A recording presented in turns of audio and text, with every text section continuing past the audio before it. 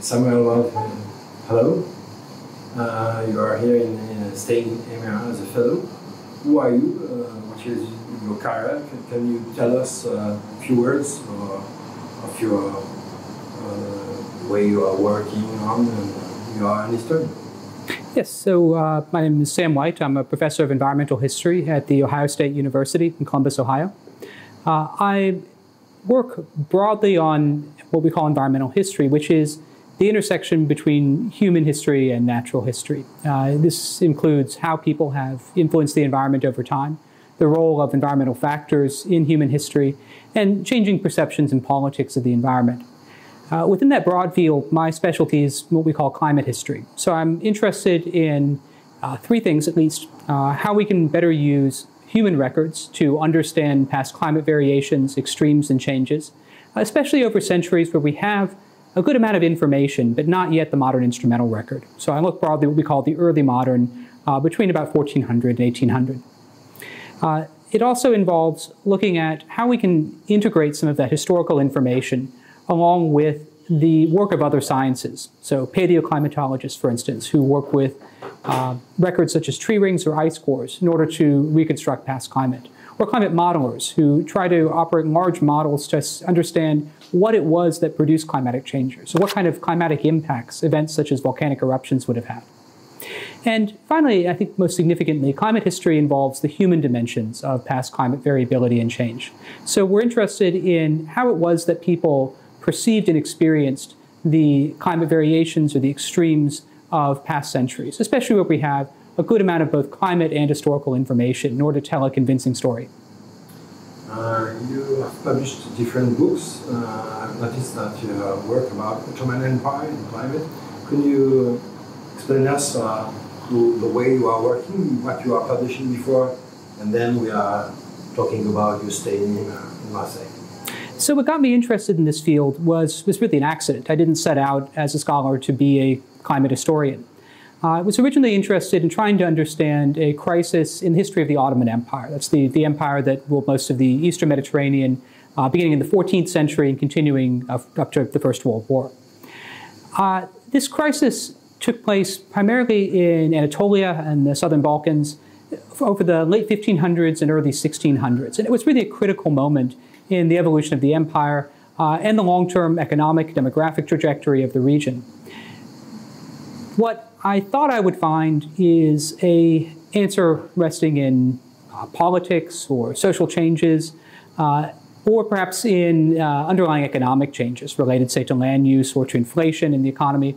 What I found when I actually started this research as a graduate student a number of years ago was that climate and natural disasters ended up playing a critical role. And this wasn't something that was somehow hidden from the sources. It was there. It was attested by the Ottomans themselves, as well as foreign visitors and dignitaries, and in physical records, such as tree rings and lake bottom sediments. In fact, it was past researchers who had largely overlooked this because those kinds of natural and climatic factors just simply weren't a part of how people usually analyze the history of the Ottoman Empire, or for that matter, any part of the world.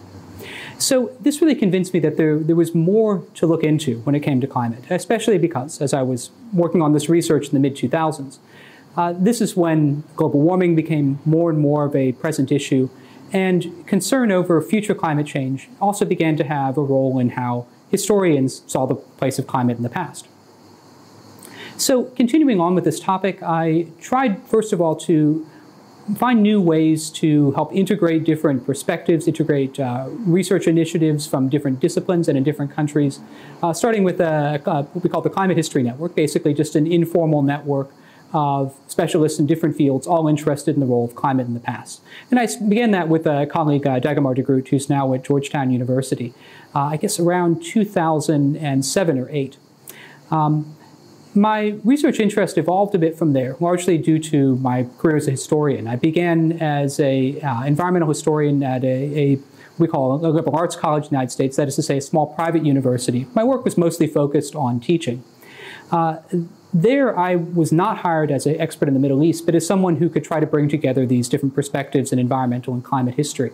So it really got me more interested in trying to use that expertise in other parts of the world, potentially other time periods, and to help develop the methodology of the field. Eventually, I started a second project focused on the place of climate in the early colonization and exploration by Europeans of North America. And what interested me there was, above all, the fact that Europeans coming to North America in the 16th century, before the geography, before the land was really well understood, they had to confront a climate that was not only more extreme, given the continental seasons of most of North America versus Western Europe, but also one that they just simply didn't know, that they had to learn, they had to adapt to for the first time. And for me, as a historian also interested in the consequences of global warming, this seemed like the best parallel for much of our present predicament. Along the way in that research, I had the good opportunity to work with experts in a number of other fields in terms of climate reconstruction, and to really think about how we could reconstruct in very fine detail the kinds of experiences that these explorers and colonists had. The droughts, the extreme weather they encountered, the conditions of sea ice in the North Atlantic, even the way that that might influence, say, the migrations of cod and herring fisheries that became major industries at the time. So in that way, I also helped continue to try to work on the methodology of the field. Around 2016, I became interested in a project to create the first major textbook in the field of climate history. In other words, to try to really formalize and set out what our methods were. This eventually resulted in the Palgrave Handbook of Climate History, which came out in 2018. But in that process, I also realized that we were also missing a great deal of international coordination, and that there had to be a way to try to bring together researchers to harmonize our different findings and methods, and maybe help establish better practices when it came both to... You built a network of historians, of researchers, you are involved in a kind of network? Yes, so this is how we ended up starting what we call the Pages Creus Network. So in other words, we're a working group on climate reconstruction and impacts from the archives of societies, basically human records, within a larger paleosciences organization that brings together scientists from all sorts of fields related to understanding our environmental past and future. Everything from, say, specialists in tree rings, to specialists in volcanoes, to modelers, to atmospheric chemists, and so forth. So we're essentially the group that is specializing in the human documents that we can contribute to this larger enterprise. So in fact, the question of climate is a long story. Yes and no. I mean, I think it is important to establish that the kinds of changes that we're experiencing with global warming really are unique. But it took a great deal of work in reconstruction to understand just how unique they were, to really appreciate how what has occurred over the past 50 years in particular, in both in terms of its pace, but also especially the fact that it is globally synchronous, is something that is really unprecedented, at least since the end of the last ice age. To have a large scale of analysis.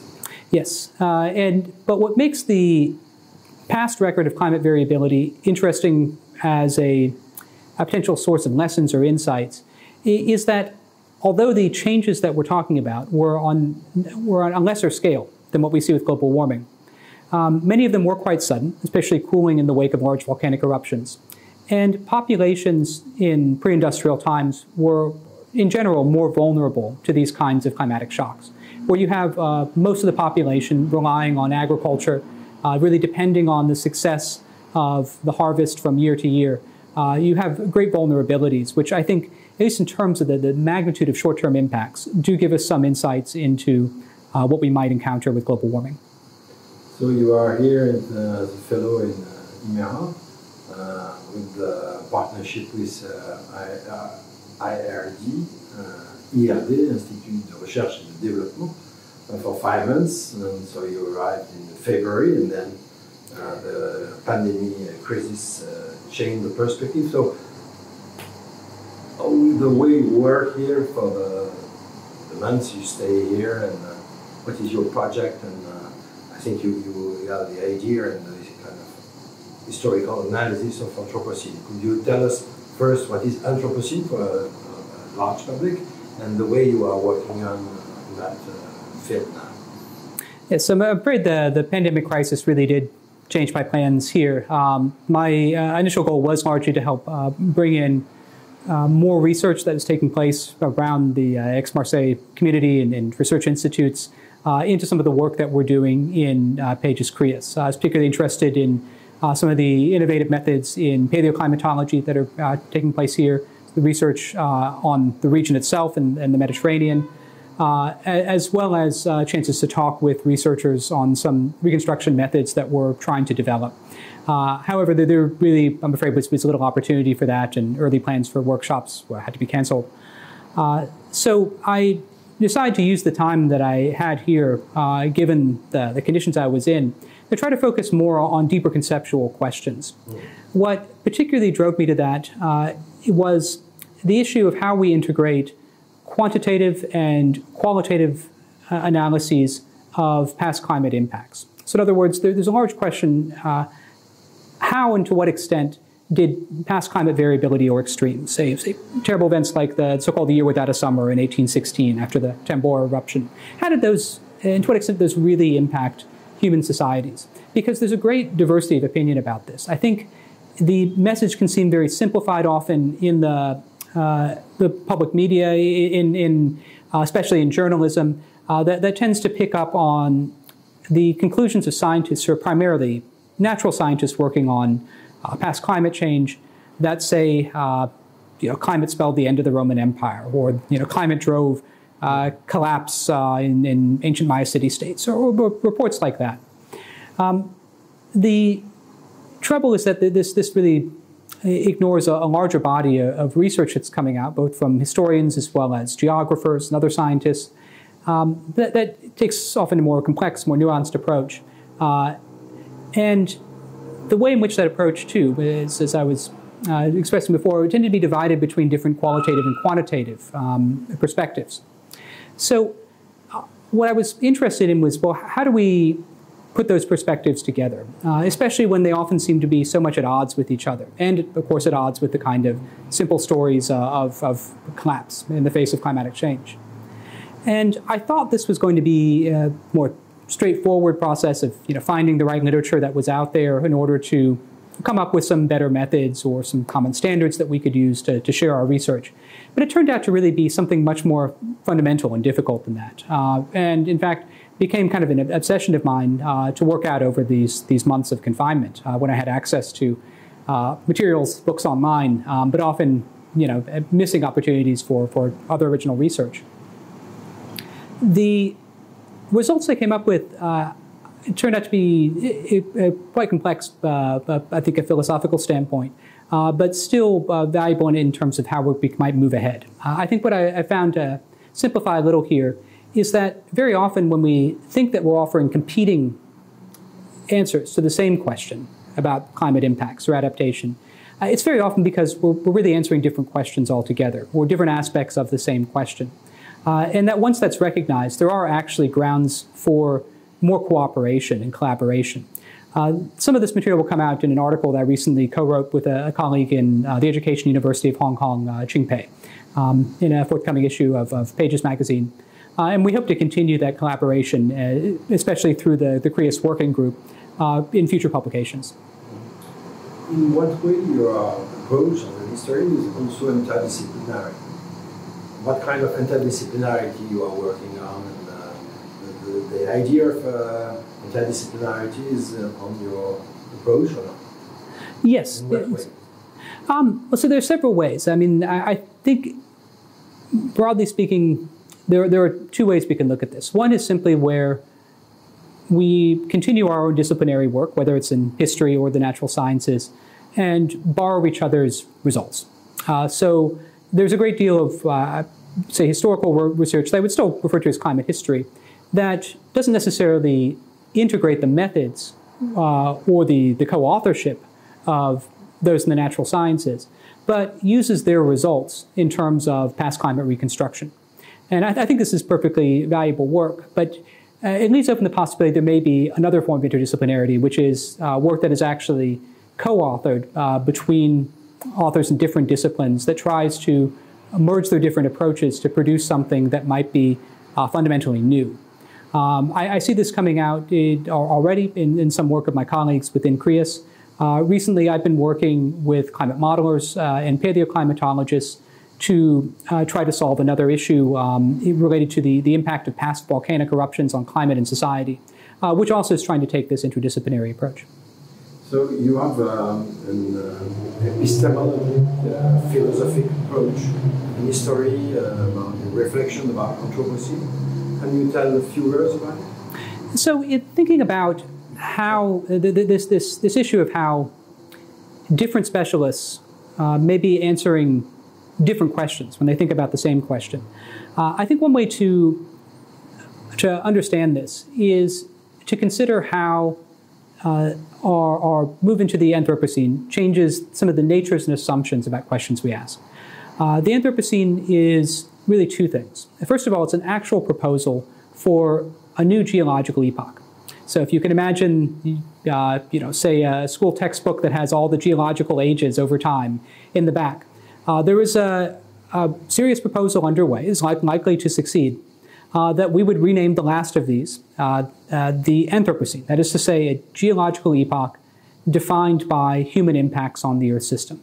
It would essentially recognize that the human interference in the biosphere, in the atmosphere, in the lithosphere, that is to say the soil, has been so profound that it will leave a mark that geologists, if there were any around to see it, would still find it tens of thousands, hundreds of thousands, maybe millions of years down the line.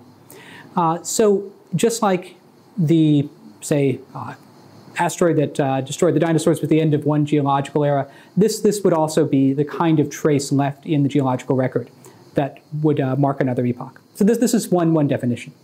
But as soon as the proposal for the Anthropocene, as soon as even the word began to be tossed around among specialists in the earth sciences, it took on a new meaning for scholars in all sorts of fields, including the humanities. And that is just a concept that we have moved into a new era in human and earth history. And in fact, that it's the one can't be understood without the other, that we can no longer hold changes in human history and changes in earth history separate, that the two have really come to combine. And adopting that perspective really shakes up a lot of the ways that we have examined historical issues, and for that matter, I think other issues in the humanities. And it also changes the expectation, the understanding of the public with regard to some of these issues, such that when the public is looking for answers about, say, how past climate variability or extremes affected history, they're looking for different kinds of answers than they used to, because they're moving at the problem with an Anthropocene perspective, whether or not they're consciously aware of the Anthropocene. Simply put, the discussions, the ideas, the concepts out there have changed, and therefore, when we want to offer people an explanation, we have to change the way that we offer that explanation. And we have to recognize that many topics that may have once seemed to belong to one discipline, particularly the way in which episodes of the last few hundred years might have once been belonged to human history. We now have to recognize that those are really multidisciplinary or interdisciplinary questions that are going to require the input of specialists in different fields. And now, as I understand in your presentation, you are trying to change the kind of paradigm between nature and culture. And it's a new way you are working on history. Well, I think in the environmental history in particular, and even within the broader field of history, there's already been a lot of movement towards breaking down the arbitrary distinctions between culture and nature. I think what's been problematic is that even as those barriers have come down, we still offer the same kinds of explanations for past events without thinking about how the disappearance of this nature-culture dichotomy might change the way in which we need to explain them and the ways in which we need to work with specialists in the natural and social sciences to do so. So, what are the kind of the first results or hypotheses of your research here in Marseille, in IMéRA, in the new way that you need to choose after the confinement? So, as I mentioned, I have recently co-authored a short article with a colleague at the Education University of Hong Kong, a geographer, to try to sort out some of the ways in which we could better collaborate in our results. I'm someone who has written histories, essentially detailed stories informed by the human documentary record about how past societies have dealt with climate extremes and changes and uncertain in new climates.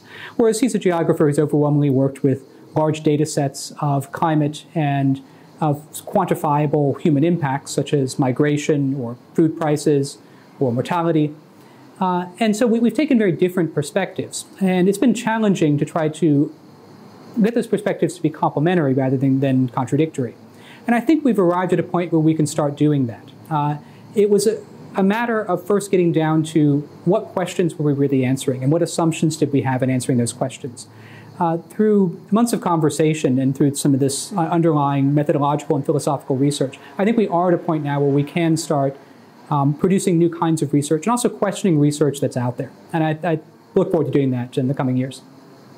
And when you try to compare your approach, the way you are working on the field in American way, and we always, how do you analyze with your French colleagues? Are you in the same approach, or it's quite different? What kind of intellectual or historical exchanges you have when you are here?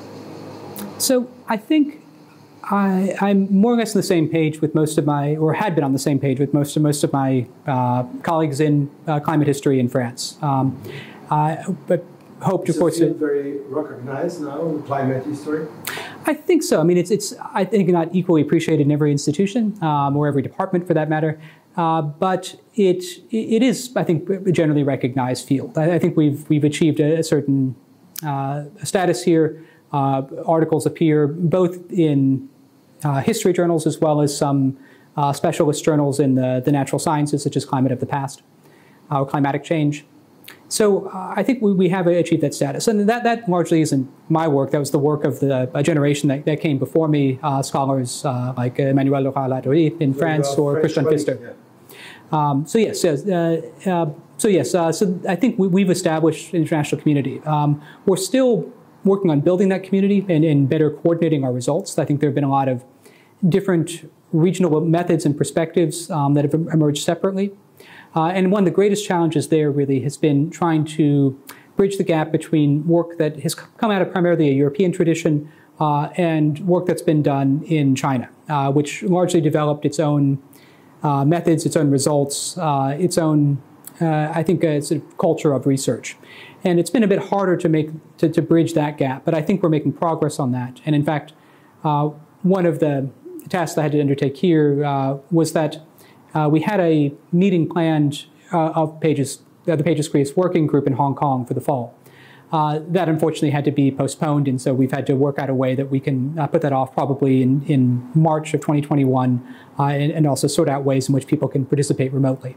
We still have high hopes, though, that the meeting will be a good way of helping to bridge that divide that I mentioned. So what are your projects now for the future after you stay in IMéRA?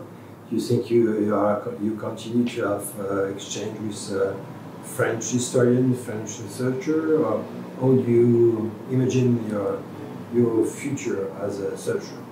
So now I really have two different lines of work. I've completed enough research here on issues related to philosophy of history and these methodological questions in climate history and related fields that I actually intend to go ahead and try to write a monograph on the subject. Probably after, though, I've tried a couple of articles, longer format articles targeted at specialist journals. So it's usually my process to try to get some material out there in articles to try to make sure that I'm on the right track, try to keep an open conversation with colleagues in different fields before I try to commit to something that would be a book. But at the same time, I intend to continue with the work that we've been doing in CREAS. So I am currently in the process of editing a couple of different special issues. One in Pages magazine, which is sort of a periodical for this larger paleosciences group, as well as Climate of the Past, which is an important journal of paleoclimatology that also deals a lot with these questions of climate history. So we continue to receive articles. I've been continuing the editing of that, bringing in the work of French colleagues there. And over the longer term, we hope to have our funding renewed for CREAS and then move into more questions of employing these perspectives and creating and getting published new collaborations, new research on past climate impacts and adaptation. Because in the States, the debate about global warming is there, and the president and a lot of people are contesting the question of warming. So, this situation, political situation, have an impact on your field, or is you are completely free and part that kind of interaction with the political sphere? So, one luxury of being a historian is to get to think over the longer term, and so we can hope perhaps that the current political situation passes in the United States. It has had some more practical impact. The U.S. National Science Foundation pulled out of the funding for Pages a few years ago. The Chinese Academy of Sciences has taken its place. So one factor in the choice of Hong Kong for the conference. Generally speaking, both the political situation and now the coronavirus situation has meant that we really don't tend to organize meetings in the United States anymore. We don't expect people have as much interest in coming, and it will be more difficult for them to get visas. Now, of course, going back to the United States will be very difficult for me to leave. So being here at IMéRA during the confinement, having this opportunity to focus on research in the field, it was very important for me because it's not as easy as it used to be to get funding on questions related to climate change in the United States. And it's not necessarily a major center for that kind of, world center, I mean to say, anymore for that kind of research. So it is a certain necessity for me to come to other countries.